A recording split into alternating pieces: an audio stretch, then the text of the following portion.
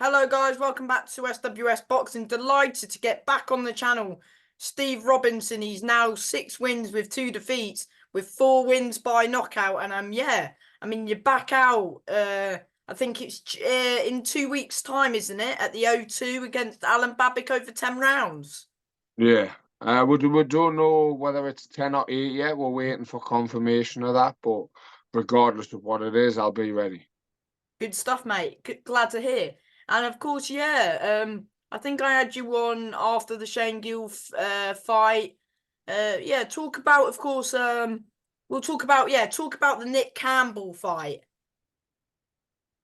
I knew obviously after the Shane Gill loss, I had to redeem myself. I was, take nothing away from Shane Gill. I was at the lowest point of my life mentally, and I wasn't ready for that fight. And Shane Gill turned up and performed well, and off the back of that, I knew that I had to redeem myself. And we got the phone call in the October, offering with Nick Campbell, and it wasn't even a question of, but I need to rebuild, I need to do this, I need to do that. We accepted it straight away, and the fight went ahead on December, and we were ready for that. We paid sparring partners to come in. We worked hard on certain things, and the sparring partners were a huge help to my progression in the fight. And everything that I had said in the press conference, that it'll start fast, and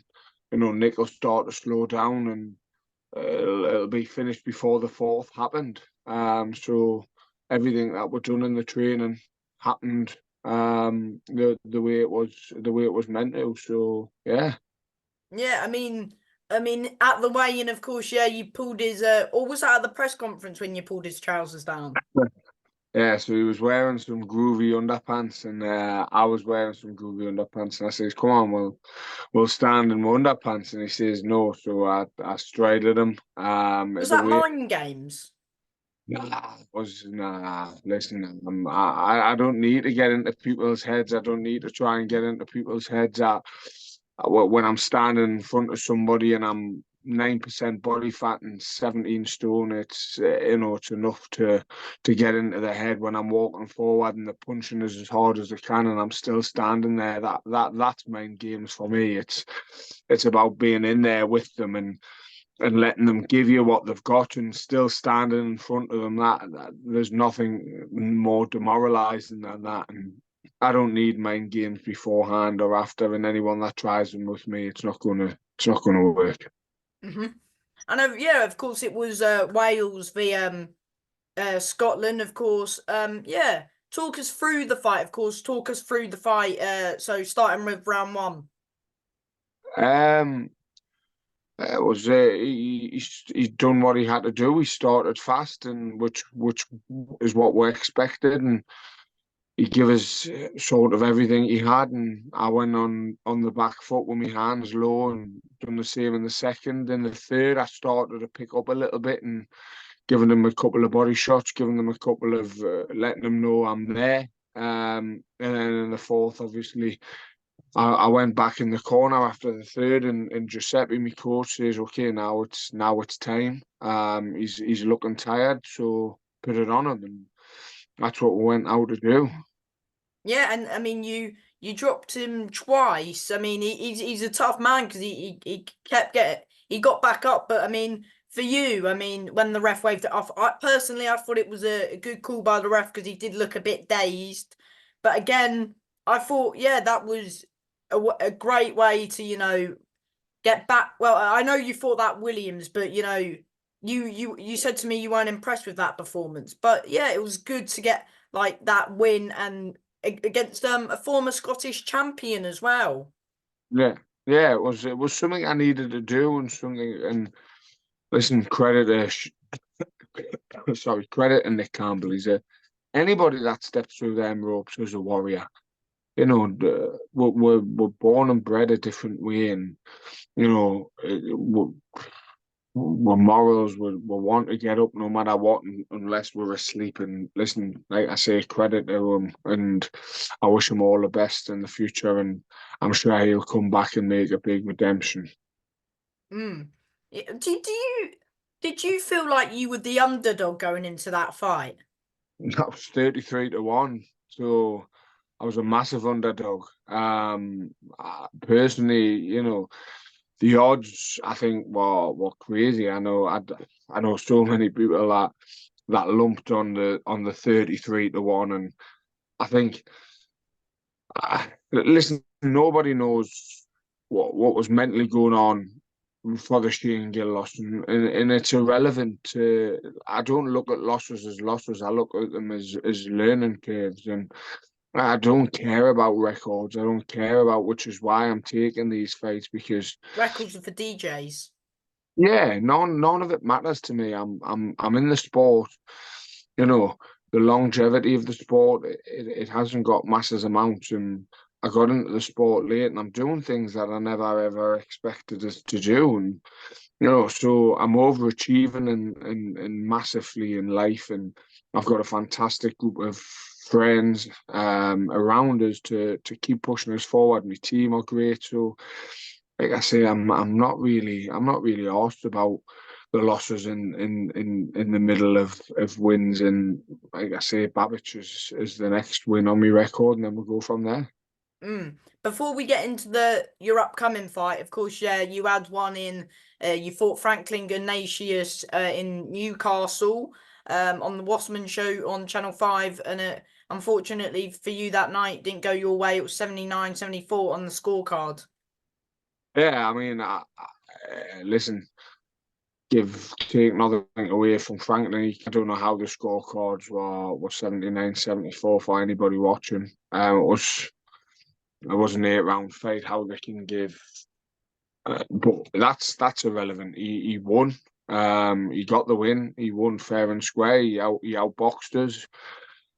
He took some big shots. He stayed on his feet, and credit to Franklin. And I think Franklin will be a good um prospect in the future, to see how far he goes, because like I say, he's wanting to take the big step ups, and he took me on straight away, straight after the Nick Campbell when he said I want him, and his coaches worked on the best techniques on what to do, and he jabbed and he grabbed and he stopped us getting any of my big shots off, and Do you feel he like he stopped. made it? Oh, sorry to interrupt.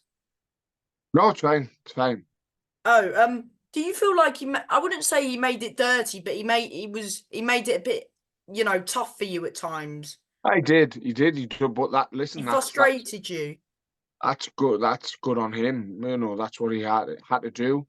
He had to stop us getting them power shots in, and he did. He jabbed us and he grabbed us and he wrestled with us. And listen, fair play to the guy. He was a strong opponent. He was a prospect, but again, it was two people back to back with undefeated records, and I don't shy away from a fight, and I think I've proved that, and whatever may be will be, and the loss, we took the loss, and it's my redemption against Babic. I mean, yeah, I mean, even though you're coming off a defeat, and so's he as well. He's coming off a defeat, but I mean, you're both just jumping into a good fight, and that's just what you want, isn't it? Just fighting these good fighters. You just want to fight the best to be the best. Of course, you've got to.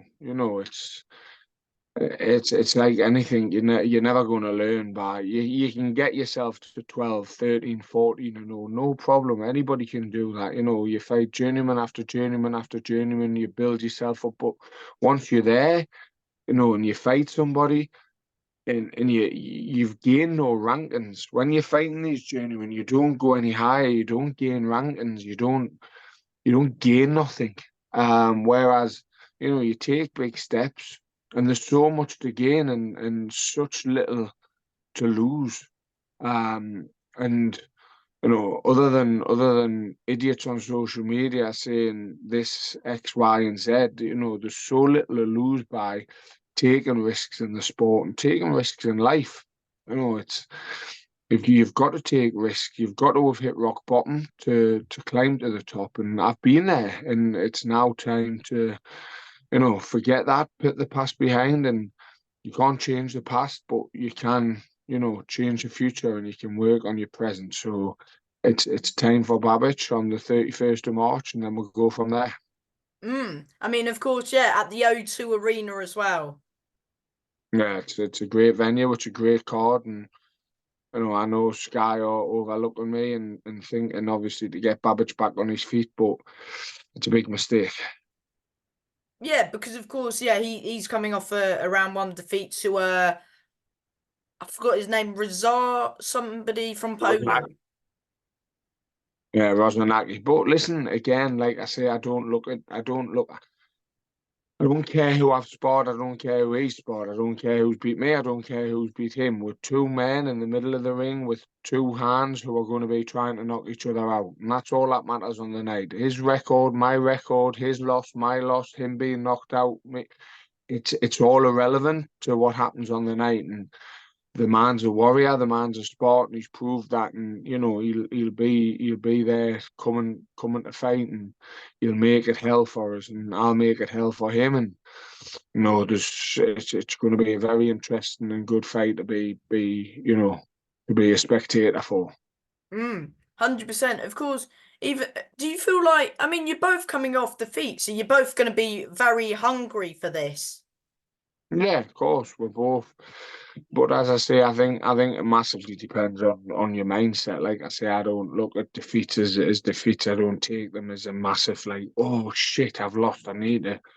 It's a lesson. It's a learning curve. And it's like anything in life, you don't get that job. What you do you just, if you're applying for the manager's job, do you leave it and forget about it? No, you don't. You stay in and you keep working, you keep grinding, and you keep pushing, and that's what you have to do in life. You keep pushing, you keep moving forward, and you can't ride a bike backwards.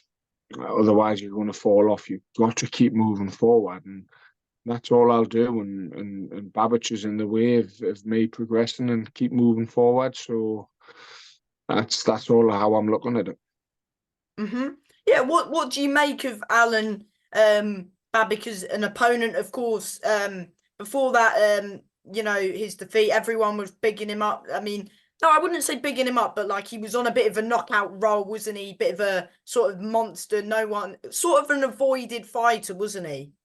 Yeah, yeah, but like I say, the defeat was for a world title. So it wasn't just a defeat against Rosanaki's a good boxer, and Mm, Babbage is clearly an animal in the ring. He hits hard, he comes forward, he's fit. So we've got the right sparring partners in, we've got the right training, and we're working hard on overcoming what he's going to bring to the ring.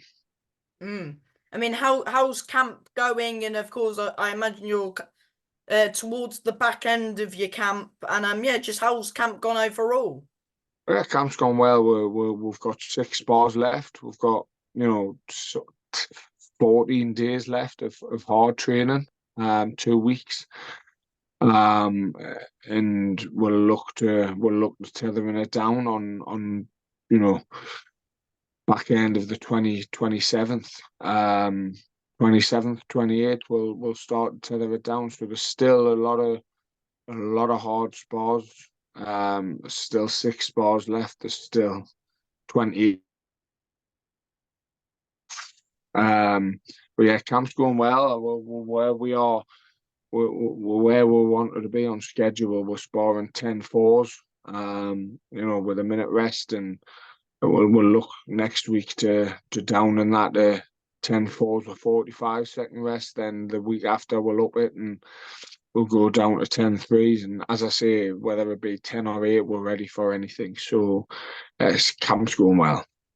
hmm And of course, yeah, he's the favourite, but you go into your fights underdogs uh, quite a lot. So are you used to that? And do you believe they're overlooking you? Nah, listen, I couldn't give a shit what the bookies think and what people think. Like I say, I've overachieved in the sport. Stepping into a boxing gym 9 years ago, to lose weight. and within 9 years, I've competed for my country, and I've boxed live on Sky Sports now. This will be the fourth time. So uh, it's something, give 25 year old Stephen a piece of paper and say, this is what you're going to do with your life. I would have ripped it up and laughed. So, within these last 9 years, it's unimaginable where I am and where I've been and where I've come from and what I've achieved. So I don't care about being the underdog. I don't care about going into fights as what people think. I'm going to get knocked out and this is going to happen and that's going to happen. Great. Great, fantastic. It's a no win, no lose situation for me. I get knocked out. Everybody says, "Oh, we knew this was going to happen." I don't get knocked out, and then people go, "Oh, well, he'll just get knocked out his next fight." So it's a win-win for me. There's no pressure on me, no pressure whatsoever, and I never go into a fight with pressure on my shoulder because, as I say, I've done everything that I want to do in the sport.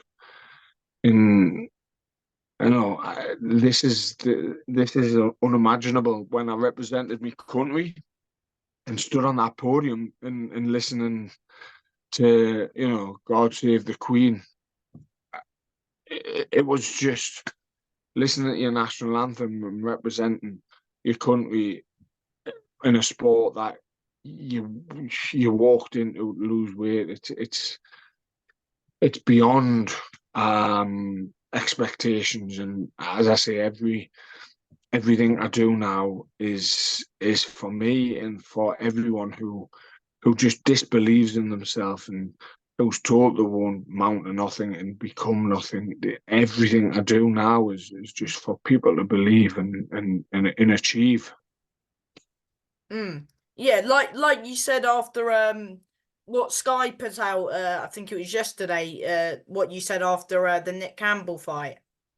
Yeah, yeah. That was that. Like, none of that scripted. These things. You can script things, you can write things down, and you can learn them, and you can say them in podcasts, or you can say them in interviews. But when you're live on Sky Sports with a million people watching and 20,000 people in the arena, and you've just you know had a 4 round fight, none of that can be scripted. That was me. That was genuine. That's who I am, and Mm. that's what I'm about, and I meant every word of it, and anybody can do anything with the right mindset, and you're going to get doubt. People are going to get doubted their whole lives in what they choose to do. People are going to be told they won't do it. They're not able to do it. Don't do it. Don't try it. There's always people who don't want to see you succeed, but the minute you tell yourself and tell them to go and you keep pushing forward, anybody can do anything. Hmm. Do you have any advice to anyone who would want to do you have any advice to somebody who would want to become a boxer? And to take up chess, become look littler.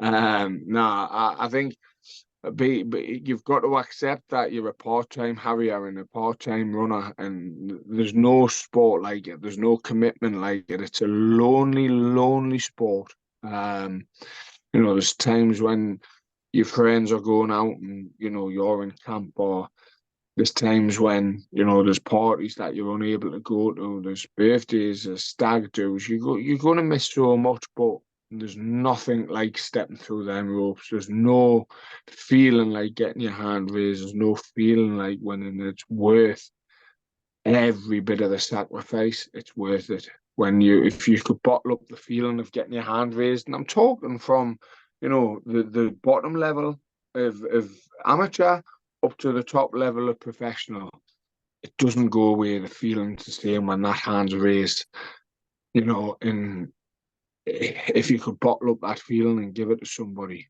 then it will be the best drug in the world. And just be accepting to knuckle down and be accepting that it's going to be a hard, lonely time, but it's worth every single sacrifice, and all the sacrifices will pay off in the end. Just stay humbled, work hard, and it'll pay off for you. Mm-hmm. Um, I forgot what I was going to say now. Oh yes. Would you say this fight's the biggest fight of your career to date? Listen, I don't look at fights like that. I don't look at fights as, ideally we'll get through Babic. I'll speak with Sky. We'll get down to Bridgerweight, and then I want that Rosnanaki, um, for the Bridgerweight world title. That's my plan. That to be able to bring that up to the northeast and get a world title. And I think there's another governing body now sanctioned for Bridgerweight. I think the WBA is now sanctioned for Bridgerweight, and we know Coley's wanting to step up. So Coley's already been a world champion. So get past Babic, look at Rosnaki, and then why not me and a Coley? There's so many avenues and paths to go down, but at the minute I'm just looking forward, and Babic is in me way of moving forward. So is this fight at Bridgerweight or heavyweight? So this is it heavy. This is it heavy, but I'm £20 off Bridger. I'll make that no problem. Wait, so is Bridgerweight the one? Um, so it goes heavyweight, Bridgerweight, then cruiserweight. So yeah, so Cruiser is up to 192, then Bridger is up to 224, and then heavyweight is from 192. You can be a Bridgerweight and be heavyweight. But for the Bridgerweight world title, I would have to step down to £224. So it's in between cruiser and heavy. Would you not keep? I mean, providing everything goes well against Babbitt, would you look at Wardley, Clark, or Isn't there that see what obviously? happens? Yeah, we're not we get past Babbage, and the world's oyster. Where there's going to be some big fights out there, and the British champion, the English champion. Then you're going to have people who are wanting to redeem themselves. Look at Joe Joyce versus Cash Ali. Joe Joyce is looking at that, thinking that it's a redemption, but Cash Ali's no walkover, and Cash Ali's gonna bring it to Joe Joyce, and there's gonna be some Zhang's gonna be looking for redemption, and Makhmoev is going to be looking for redemption. So there's a lot of fights out there. Um, permitting we're willing to take the fight, and I think I've already proved I'm willing to take any fight. And we've been off at Tony Yoka a couple of times. We've accepted that. That's never happened. So I've never shied away from a fight, and I never will shy away from a fight. And we'll move forward on. We don't look past Babic at the minute, but after that, what will be will be. Hmm. Do you believe you'll knock Alen Babic out? I, I, I don't see it going past a couple of rounds. We're both going to be in there to knock each other out. Don't blink, It's, almost. it's yeah, it's firefighting with fire. There's none of us going to go on the back foot and try and box. I think we'll both sit there and we'll both openly admit we're not the greatest of boxers. There's not two Muhammad Ali's in the ring. There's two George Foremans in the ring. There's two men who aren't the greatest of boxers, but have knockout power, and that I can see it being finished early. Inside the yeah, so inside the distance, whether that's a 10 round fight, 8 round fight, first half, or there's just going to be a knockout in the fight. I can see it being a knockout quite early on, to be honest. Do you feel like you guys will steal the show? You know what? Listen, there's some fantastic fights on, and obviously Ben Whittaker's on, and everybody loves a bit of Ben Whittaker, and Vidal Riley's a massive puncher, and obviously the headline act. There's so many good fights on, so I don't. Again, if we do, great. If we don't, it's not a massive deal. There's some fantastic fighters on the night, so take no credit away from what they're doing. Hmm. And before I let you go, as always, mate, do you want to thank sponsors, manager, trainers, just anyone who's helping you? I wanna thank you for, because you take your time out and you take your time out to set these up in your own time and on top of what you do, and thank you to everybody who's watching and supporting you, and thank you to everybody who's watching and supporting me. And it means the world, and you people like yourself taking time out to get me out there and publicize myself. It means a lot. So thank you, and thank you to everybody who's watching and supporting both me and you. Thank you, mate, and good luck with the fight. All the best. Appreciate the time. Thank you, mate. Thank you very much. Thank you, mate. Goodbye. Bye bye.